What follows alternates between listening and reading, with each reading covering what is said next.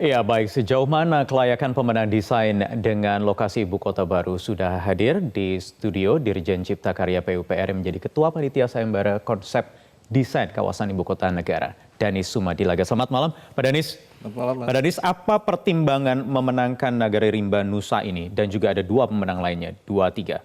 Ya, sebetulnya sejak awal dalam kerangka acuan kerja itu ada 3 kriteria. Ya, nomor 1 bahwa desain diharapkan mencerminkan identitas bangsa. Oke. Itu yang pertama. Kedua ada kata kunci yaitu tentang sustainability, keberlanjutan. Keberlanjutan ekonomi, keberlanjutan lingkungan, keberlanjutan sosial. Yang ketiga adalah itu, smart city, ya, modern, internasional dan sebagainya. Nah, ini memang semua peserta berusaha menjawab, menerjemahkan kriteria ini dalam desain. Nah, ini dalam prosesnya mereka menerjemahkan, misalnya tadi siapa yang nomor 1 itu menerjemahkan tadi dalam hubungan antara manusia dengan alam. Iya, kemudian juga ada Danau Pancasila, Plaza. Bukannya semua juga begitu, menyatukan antara manusia dengan alam? Tidak semua. Tidak semua menerjemahkannya demikian. Tidak semua menerjemahkan. Tapi memang walaupun semuanya, semangat yang ingin disampaikan oleh Presiden jauh-jauh hari juga itu sebenarnya, Pak. Betul, betul. Nah, ini kan menerjemahkan itu di dalam desain kan berbeda-beda.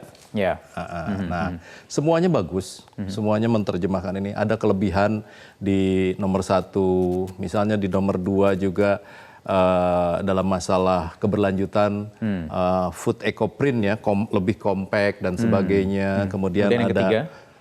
Ide elevated city banyak. Kemudian juga ada yang ketiga juga lebih keberagaman. Keberagaman itu dalam rajutan seperti kain dan sebagainya yang menggambarkan kota pesisir Indonesia dan sebagainya. Bagus-bagus semuanya. Jadi tetap ada saling melengkapi begitu ya, Betul, antara juara betul. 1, 2, 3. Betul. Karenanya nanti akan diajak bareng untuk berkolaborasi menciptakan satu desain yang nantinya akan diaplikasikan. Betul. Jadi setiap desain itu 1, 2, 3 banyak kelebihannya di masing-masing, saling mengisi, itu yang kita harapkan.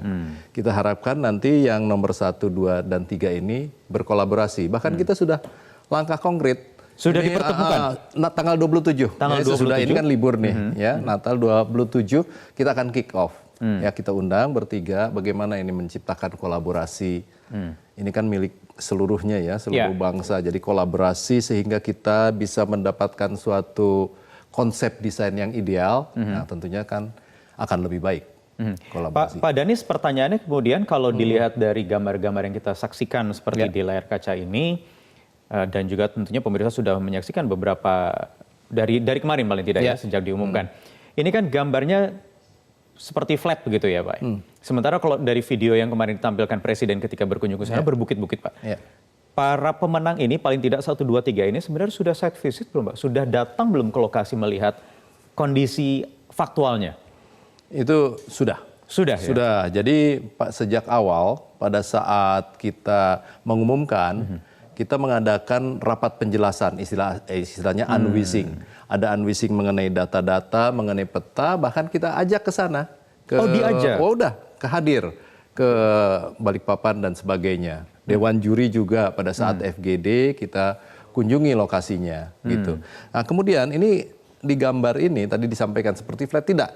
Justru di antara 1, 2, 3 ini menyesuaikan dengan kontur-kontur seperti yang gambar tidak flat beberapa seperti itu. Waktu Presiden ke sana benar-benar berbukit-bukit naik turun. Jadi betul, salah satu misalnya kelebihan, saya lupa nomor 2 atau nomor 3, justru dia menyesuaikan dengan kondisi alam di sana. Karena ada yang bertanya-tanya juga apakah dengan desain yang muncul ini dilihatnya sepertinya flat, apakah nanti akan dipapas atau bagaimana? Itu tidak ya? Enggak. Jadi nantinya akan berbukit-bukit seperti kondisi aslinya. Betul, justru tadi kriteria nomor 3, sustainability, keberlanjutan lingkungan itu diterjemahkan di dalam desain seminimal mungkin memang menyesuaikan dengan kondisi lingkungan.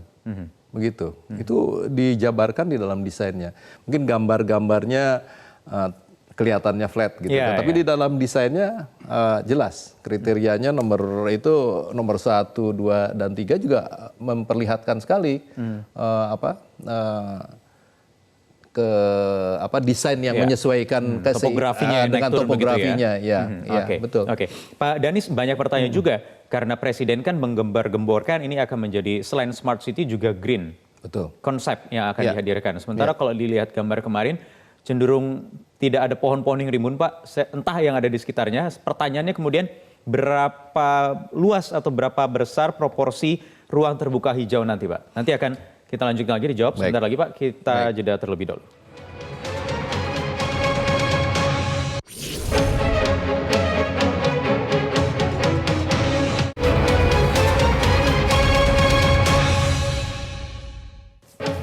Baik, kita lanjutkan perbincangan dengan Danis Sumadilaga, Ketua Panitia Sayembara Konsep Desain Kawasan Ibu Kota Negara Baru. Pak Danis, ini kan konsepnya green living, smart city juga, mempertimbangkan ekosistem, menjaga keseimbangan, begitu sustainability. Pertanyaannya kemudian, berapa persen proporsi antara ruang terbuka hijau dengan area yang akan dibangun nanti? Ini dari beberapa desain bermacam-macam. Pertama ukuran kotanya, misalnya pemenang nomor 2 itu footprint namanya, ekologi footprintnya lebih compact dan sebagainya. Tapi rata-rata kalau saya perhatikan itu cenderung luas ruang terbuka hijaunya sangat luas, di atas 70%. Di atas 70%. Rekomendasi dari mereka. Ada yang walaupun lahan yang sekarang kan lahan tanaman industri, tidak banyak pohon yang rindang sebenarnya. Tidak seluruhnya. Tidak seluruhnya. Itu kan kurang lebih 256 hektar. Tapi sisanya masih banyak kawasan. Masih banyak ya. Oke. Kemudian pertanyaannya Pak, soal ini penerapan, kalau tadi kan juga smart city itu kan juga harus berdampingan dengan alam. Bagaimana nanti dengan misalnya listrik segala macam, apakah dengan panel surya, solar panel, atau seperti apa teknisnya nanti?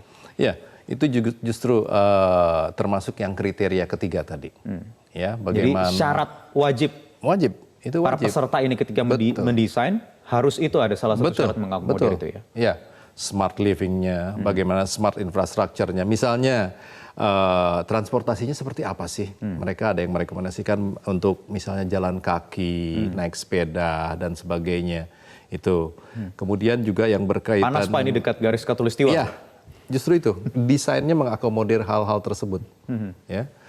Kemudian juga tadi energi yang terbarukan, ya, energi misalnya dari surya dan sebagainya. Air itu sangat direkomendasikan di dalam desain ini. Ini kan konsep, tetapi teridentifikasi bahwa kita betul-betul kriteria yang tadi diterjemahkan dalam berbagai hal, smart infrastructure, smart living, smart economy, ya macam-macam smart yang ada di dalam konsep desain. Sudah adakah desain detail per objek, Pak, dari para pemenang ini? Belum. Nah, ini yang perlu saya jelaskan. Ini kan konsep ya. Konsep dari urban design yang harus kita detailkan. Detailkan dari sini menjadi detail urban design. Nanti per kawasan, per lokasi itu memerlukan proses detail yang lebih lanjut. Misalnya tadi, bagaimana sih kawasan istana? Nah, itu kan harus kita desain lagi. Mungkin nanti kita sayembarakan lagi. Oh, akan ada sayembara lagi jadi, untuk itu. Di area istana atau misalnya gedung DPR ya, gedung pemerintahan lainnya ya. Kemudian kawasan pendukungnya gitu. Ini gambar perkiraan ya Pak ya, Nagara Rimba Nusa ini Pak ya. Iya. Seperti ini kurang lebih ya. Ini kita coba terjemahkan lagi ya. Betul. Jadi pertanyaannya kemudian ada lagi yang berharap nanti tidak ada skyscrapers, Pak. Oh. Itu nanti building code-nya yang akan diatur. Seperti misalnya? Building code misalnya kita berbicara batas ketinggian, jenis, lantai, jumlah lantai, tipenya seperti apa, sehingga tidak jomplang ya, tidak itu, tapi betul-betul nanti diatur. Artinya ada regulasi-regulasi baru nanti yang akan diterapkan? Betul, itu bagian dari namanya city planning, yang harus bagaimana dia mulai dari zonasinya, kemudian building code-nya, itu yang dimaksud. Apa saja yang dipersiapkan nanti soal urusan regulasi ini, Pak? Kalau ada regulasi yang besar, ya dalam kaitan ini teman-teman di Bappenas juga di kementerian lain, itu prinsipnya kalau Kementerian PU kebetulan infrastruktur ini ya.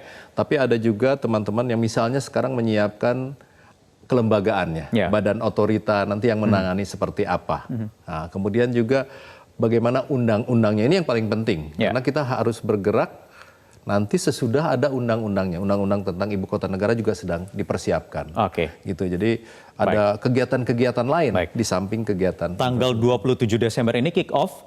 Target peletakan batu pertama kapan, Pak? Jadi gini, pertama 27 ini kita kick off. Oke. Jadi kita perkirakan pertengahan Januari kita akan membawa pemenang itu, istilahnya Pak Menteri PUPR, kita camping di lokasi. Mungkin Camping di lokasi. Iya, beberapa untuk mereka pernah hadir, tapi ini untuk lebih meningkatkan sense tadi, Oke. kolaborasi tadi yang diharapkan akan mendapatkan ide konsep yang lebih baik. Jadi bisa mulai Ya. kapan kira-kira konstruksinya?